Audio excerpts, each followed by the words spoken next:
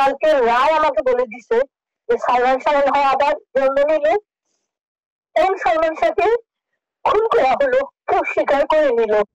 আর যে আদালত আমাকে জান্নাতুল ফেরদৌস যেভাবে রায়টা উনি পড়ে শোনালেন, সারা সকাল থেকে সকাল 8টা-9টার থেকে আমার মনে হয় 3টে-4টা পর্যন্ত কোর্টের থমথমে একটা ভাব। আমি তো অনলাইনে ছিলাম, আমি দেখেছি, আমার দম বন্ধ হয়ে যাচ্ছে। আর ওরা মানুষও সেম, আমার যে এরা আত্মীয় না তাতে মনে হয় নাই।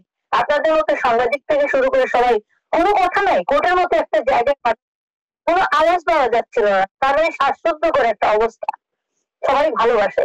তারপরে সালমান শাহ জন্ম নিল এবং ফেরদৌস সাহেব জানালেন কি কি কোর্টে কেউ কোনো সময় যে এভাবে জানাতে আমি দেখিনি। রায় যেমন দোলেশ কুমার অ্যাক্টিং করে সে অনেক কিছু করেছিল, কিন্তু এইভাবে যে রায় দিবে, এভাবে তো রায় কেউ দেয় না। এত সুন্দর ভাবে ভেঙে ভেঙে সত্যি কথা বলে বলেছেন।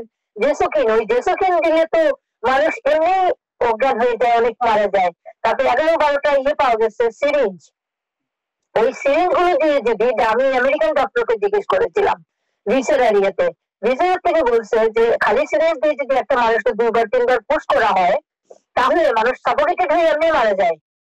এই ইঞ্জেকশন সিরিঞ্জ গুলো কিন্তু ওই কাজেই তারা ব্যবহার করেছিল।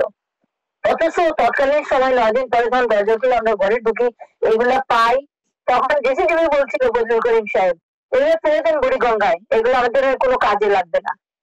সেই সময়কার আমার যে শ্বাসরুদ্ধকর অবস্থা আর কালকের অবস্থার পরে এখন আমার আর কোনো কিছু আমার খালি মনে হচ্ছে আমার মাথার অনেক ভার কমে গেছে। আমার ছেলে তো আত্মহত্যা করে নাই, যেটা সত্য সেটাই প্রকাশিত হলো।